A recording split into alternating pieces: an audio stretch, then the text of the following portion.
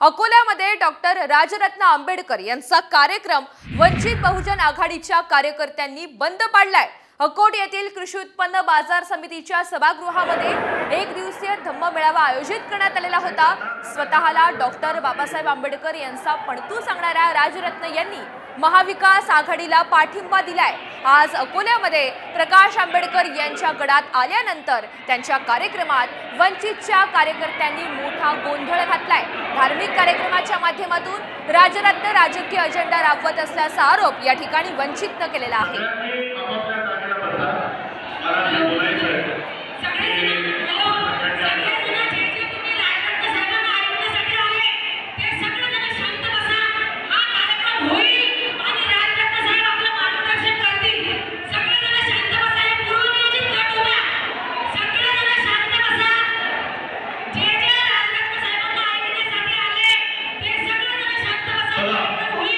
जे भाषण